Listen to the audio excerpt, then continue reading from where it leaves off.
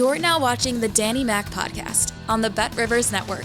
Welcome back into the Danny Mac Podcast on the BetRivers Podcast Network. I have to confess to all of you listeners and viewers on YouTube some truth about this interview today. I've never done anything like this, and frankly, I'm going to ask you give me a little bit of a longer leash, because I have the potential to get upset and also express some emotions I typically don't share about sports, because I'm interviewing Steve McMichael's wife, Misty, who is getting ready to go to Canton as Steve finally gets his just due and is enshrined in the Pro Football Hall of Fame. And Misty, thank you so much for the time. I imagine this is a day coming up that has just oozed its way forward as you've peeled off page after page of the calendars to get here. How are you feeling going into this after all you guys have been through? I'm bittersweet. It's bitter because it should have happened a long time ago, but it's sweet because he's still with us. It's long deserving, and I'm just happy it's happening while he's still here. Because, the word posthumously, I don't think should exist in our vocabulary, because it doesn't matter if they're not with us. I'm just excited that he's here and he knows it. And that, when he lost his voice, I got mine. And I'm happy to, you know, help him out with what he should have had happen a long time ago. So I'm excited. I'm thrilled. I'm happy for him, and and I think the whole state and the whole world has been waiting as well as I have, and we're all excited. Before Steve was diagnosed, how much did you know about ALS? You know what? That's a very good question, Dan. All I knew was it was Lou Gehrig's disease, and he was the baseball player that had it first, and that's all I knew. So I had to do a lot of research, and I'm a nurse and didn't want to be, but that's okay. So I learned more than I wanted to ever know about it. But I think it's because I'm supposed to help others and educate others. Because when we got our diagnosis, we were so blindsided and so like dumbfounded. Like I didn't know what to do or who to turn to. And I was lucky enough to have the Gridiron Grace Foundation with Mike and Diana Dicka, who I called, and because I figured I can't be the first football wife. So they hooked me up with Shea Smith, who Steve Smith had gotten it like 18 years ago, and she's the only one that kept her husband at home and kept him alive so long. So they gave me her number, and she really did her best to talk me through it, because I just needed guidance. I just needed like a blueprint. Like, I didn't know what to do or where to begin. And she, made it very clear that everybody's different and her example may not fit for me, but at least I had something to go on. And she's been a blessing in my life and helped me out so much. And I hope I can do the same for others, anybody else that feels lost and confused like I was. I want to be their, you know, direction, their comfort, just giving them the advice that I got from her, like, so you don't feel so alone and you don't know, I can hopefully educate someone else that was in my position and pay it forward. You already have it many times. I'm certain it's a rare disease, but I guess I was confused by how ignorant, and that doesn't mean stupid. It just means Uneducated. unaware people were of Yeah, this. Yeah, because I only saw it once, Misty, but it left an impression on me 30 years ago. It's like, how can you not know how devastating this is and how cruel it is, both to the person who has it and those who love him? it's fatal and there's no cure, and that's hard pill to swallow because you're gonna make me cry already. But like when you can't win, it's hard. Like, you can fight all day long, but knowing that you're not gonna win it sucks. You know, like I can't believe that like it's fatal, and there's like no, they don't really know that they do know what causes it. Brutality to the body, but like if they knew exactly what caused it, we might be able to come up with a cure. But it just sucks that it's deadly, and there's no way to win that battle. Fortunately, those who are victims And I choose victims over patients. It's you're past being a patient when you have ALS and it's advancing. They have the ability to communicate now through the I letter communication system. And I know a few of Steve's teammates were giving him a push to go in that direction. I'd heard when he was reluctant to do so at first. Who were some of the guys who were most critical to him taking a positive step mentally toward choosing that system to communicate with you and Well, others? we all want. It's called the Tobii Dynavox computer that Steve Gleason actually invented. He's another football player with it. That's still living with it, and he has his wife caring for him, and he has young kids and stuff. He's awesome too, and it's the eye gazing computer where because you lose your ability to speak once you get on the ventilator, so you have no choice but to communicate that way. But it's hard because you have to concentrate with your eyes, and it gives you a headache, and it's very slow going. I wanted him to actually, because there's things you can do like voice banking, before you lose your voice and stuff like that. But thank God he has tapes from when you guys were on the radio. But this thing just progresses so quickly that as soon as you start to say I think you need to do this, it's you already lose the ability to do it. Like, he was eye gazing for a while, he was using it, but it was making him uncomfortable, and now he can't even concentrate enough to use it. So now we just have a blink once for yes and twice for no. So that's all we have now. And he can barely blink, and he can't even get up in his wheelchair anymore because of his bed sores.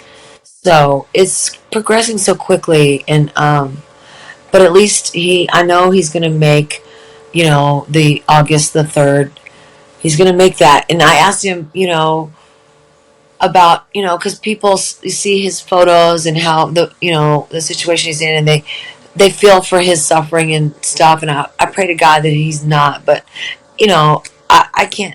It's hard for me to look at every day the condition. But I asked him. I said, after you get inducted, like, do you want to have the whole family and friends around you, and have hospice, put you, out of your misery? And he's like, no. He's like, I want to live. I'm a fighter. It's between me and God. He's like, let me, live as long as possible. He doesn't want to die, so I'm doing my best, and I'm going to continue to do that as long as he wants to stay alive. I'm going to do my best to keep him alive.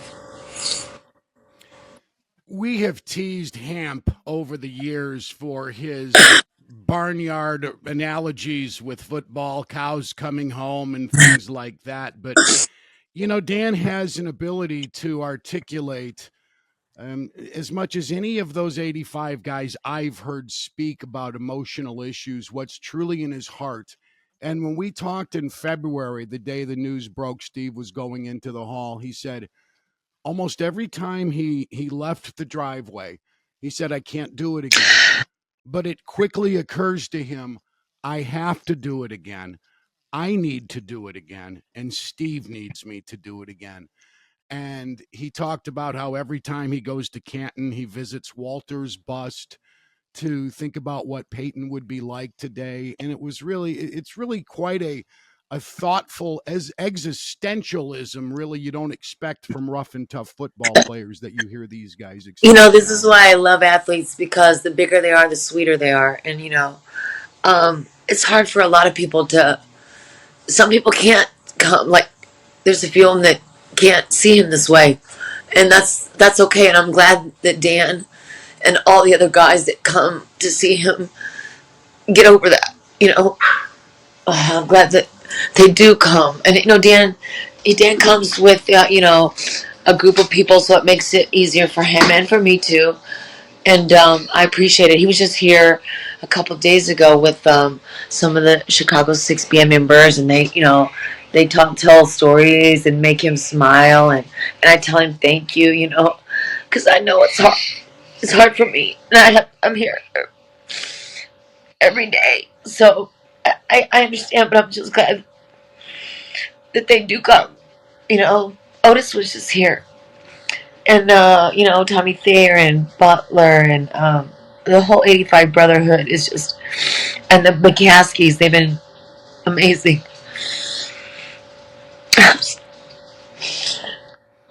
I'm sorry. Misty, I have to no, don't be silly. I have to confess when I first met Steve, as much as I admired him as a player, he scared the shit out of me, and I didn't want to go anywhere near him. You're not Um, alone. Fleas on the ass of an elephant was how he described media. But shortly after you two married in '01, we became teammates at ESPN 1000, and you recall the golf outings and all of the bonding. And boy, we made some rooms smell after we had left. Um, when we closed the studio in the Hancock building, I remember. But what an incredible guy I was missing, and one of the funniest, most entertaining guys, and he didn't give a damn if he wasn't anybody's flavor. That's who Mongo was going to And be. that's who I am too. And he always told me, he said, if you don't have haters, you're nobody. So, you got to appreciate your haters. Yeah, and you have to be yourself. Everybody else is taken, and don't conform, for politically correctness or whatever. Just be yourself. And, not everybody's going to love you, and that's, who cares? As long as you love yourself and stay true to yourself, fuck the rest. When you were in Las Vegas for the NFL honors announcement, and you got to be one of, I think, eight Seven. representatives, seven representatives, two and a half bears, as we now are calling them, with Julius Peppers being much more of a panther. What were some of the things Steve's contemporaries said to you that really heartened you and made you feel good about your husband? Well, they didn't have to say anything. I fell in love with Steve before I knew who he was. And it wasn't because of what he did professionally. It was because who he is as a man, as a human. I've loved him since the day I met him, and nobody had to tell me anything else. But what's made me just amazed is, like you said, his teammates, the 85 Bears team of brotherly love. That whole team has they grew up together. They were young. They didn't do it for the fame or the money because they had to strive for both. Like they just grew up together. Like that 85 team, I can call any of them anytime, and they're there for us, whatever we need. And the Hall of Fame is an even tighter family. So y'all like stats? Let me give you some stats. There's 200 million professional football players in the world. There's 378 in the Hall. Steve's number 376. But there's only 182 alive. So it's a very small family. And I just love the love that they have for each other, and the respect and the, admiration. You have to be a badass to be a Super Bowl champion and be a Bear, and then even a more badass to get into the Hall of Fame. And I'm awed by him professionally now, but I've always been impressed with who he is or as a person. You know, he's amazing. What Steve is as a person is what I think galvanized all those Yeah, guys back then and again now. And in my conversations over the last couple of years with Bears, going back to even before when Steve joined the team, like Gary Fensick, who came in '76, to Brian Urlacher, who was enshrined in '18, they all say the same thing. I went there to see him when, or I called Misty when.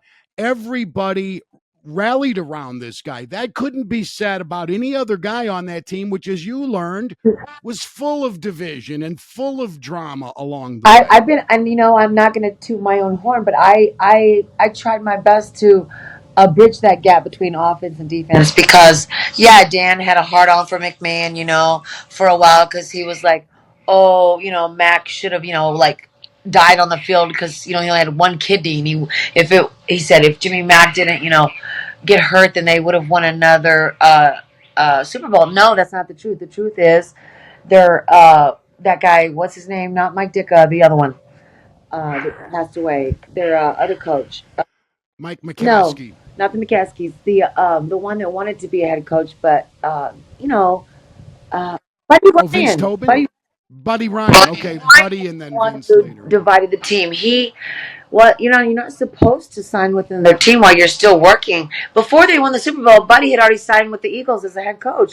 Like that's not cool. Like, and that's what broke the team up. You know, And it wasn't Jimmy McMahon, but I told Dan, and like I'll tell anybody, without Jimmy, you wouldn't have one Super Bowl. So get the fuck out of here, you know. Without him, you wouldn't have anything. So there you go. So I didn't have.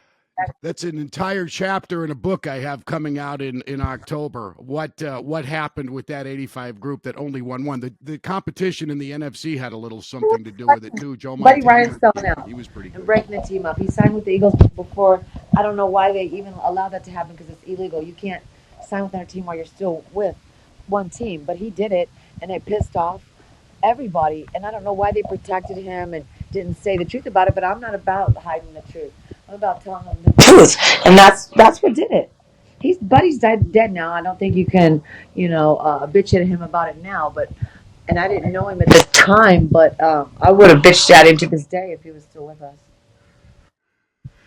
I talked with Jarrett Payton for about an hour recently about when he delivered the speech for his dad in Canton, long before Walter learned he had a terminal liver disease, and about Steve, who was his coach in the underrated building that sits off of 90, the former Sears Center.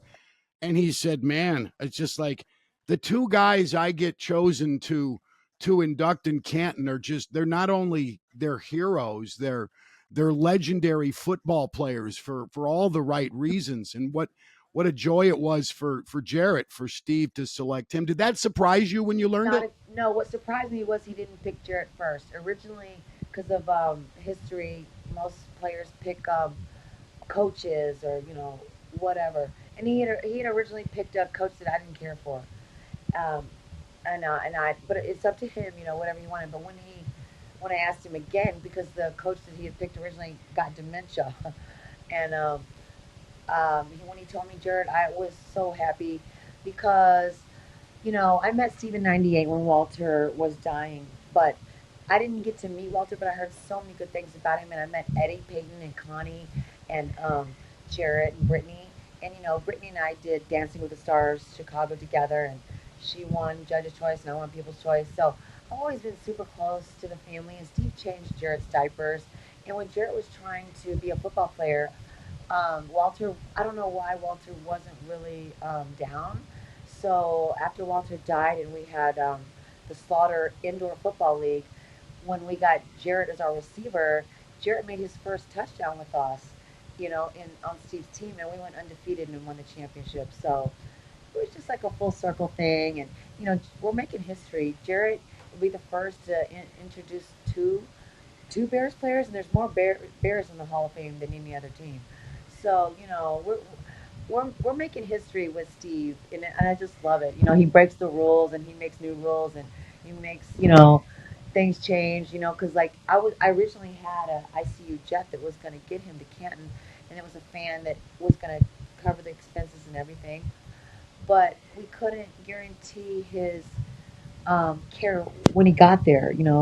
So it actually, and I don't know if I should say this or not because the Hall of Fame is very secretive. But I almost killed Jim Porter, the president, when he was stressed out so bad he had a heart attack. So I was like, I don't want to kill anybody. So they called me and they said, we're concerned, about his well-being once you get him here. And I said, me too. And they said, well, we're gonna do something different. We're gonna bring the bust and the jacket to him, which will be that Saturday. So August the 3rd, that Saturday, induction day, we have a lot going on in Canton, but in between the morning and the evening ceremonies, we're going to private jet it here. Me, Macy, Jim Porter, the president, hush it, and the Richard Dent and Jimbo Covert, the latest two inductees. We're going to all fly here and present Steve with his Boston jacket here at home. And there's going to be press here, press there. Hopefully, it's live TV for the whole world to see. Him get his just due. And there's going to be a block party here on the front of the house, and for the fans, and then the players that won't be in Canton, like Gary Fensick and Osborne and Heron and Keys. All the boys that won't be in the hall are going to be here, kind of like when I was in Vegas. Um, the Hall of Famers were with me in Vegas, and then the rest of the team was here with him. Like Brian McCaskey and the family will be here, and George and Kevin Warren will probably be with me. Kevin Warren has been to the Hall of Fame he doesn't toot his horn big enough. He's been to the hall like 13 times with players. I was like amazed, and he is the one that told me all these amazing stats and stuff. So they made a wonderful choice with their current president. Love him. He's been here to the house, and that I think that's amazing. Yeah, I love the McCaskies, and I love their choice, their current choices with I can't say about their players' choices, but I'm happy with presidential choices. Yeah, it's nice to see a president of the Bears with a little bit of touch around the greens with how he deals with people. That's not Oh, always been present for 13 sure. times he's put a player in the hall. Got to Yeah. be a record. So who was Steve's initial choice? The coach, it wasn't a pro coach. Was it a college coach, Misty? It was either I can't remember if he was high school or college, but he wasn't pro. Uh, he was his name. What was his name? I should. Um, Parker was his last name. Jan wife's Okay. name. I can't remember his first name, but Parker. Uh, one of his old coaches. Janice, his wife's name. They're still in touch and all, and I like them and all, but just Jarrett was the perfect choice because of the history and like the Walter and the making his first touchdown with us and undefeated and Steve being like his other father and us being a family growing up together. I've been with Steve 26 years, so knowing the Paytons, when they were young, now they're seeing them grow up and mature and be awesome. I feel part of the family too. So I, Jared, he's amazing. Connie, amazing. Eddie, the Peytons, I love them. Like they're family, and I'm just super thrilled that Jared's still going to be in the family and making history with us. It's been great catching up with you. I'm thrilled with all you guys have planned and all Kevin Warren and everything the Hall of Fame is doing. It's going to be a wonderful weekend. And I have to share this with you. The last time I saw Steve, he and Hampton and I were judging a barbecued ribs contest in Griffith, Indiana. Hamp was running late. Traffic on 80 was bad. So Steve and I went and got hungry elsewhere and then returned. And I slipped away for a minute, Misty, and I came back to find Steve in a very detailed conversation about what most guys consider an enjoyable part of foreplay. And my wife will hang me if I write this in the book. She says it's not the right time. And I said, Mongo was the Andrew Dice Clay of football players. He will appreciate it if I share. Am I right about You're this? right, baby. Don't wait till it's too late. Let's go. Yeah, you got to tell it. You Let's can all go. enjoy it. And I'm glad you mentioned ribs because the Hall of Fame had their Memorial Day ribs burn off, and they had me there to judge a ribs eating contest. I thought I died and gone to heaven. You're gonna pay me to go judge eating ribs? I was never happier. They had 6 different restaurants. Ribs. That's my favorite because I'm from Texas. I love barbecue. I picked the winner. There was only a restaurant from Texas. They were called the Cowboys. Best ribs ever. And I mean, oh, you can't get better than that. Misty, it's great to catch up. Enjoy yourself. Have a great time in Canton, and thank you so much for your time as always. Love you You too, guys. love you, and write that book, baby. I will. And tell Mongo Joe Bob's Fine Foods. Eat here or I'll kill you. That's what's up, love. Yeah. Misty McMichael. She and Steve have been married since 2001, and we shortly after formed a very, very fond, meaningful friendship. I want to thank everybody who helps me with the podcast here at Bet Rivers. Randy Merkin takes care of all the guests. Sam Michael is my executive producer. Adam Delavitt, who also was with Mongo and me on the 15th floor at ESPN, is the baby Capone, as Misty blows Adam a kiss on her way out to give the dog a walk in Homer Glen. Thank you for listening. Thank you for watching. Enjoy 2.5 Bears coming up the first weekend in August. I'm Dan McNeil.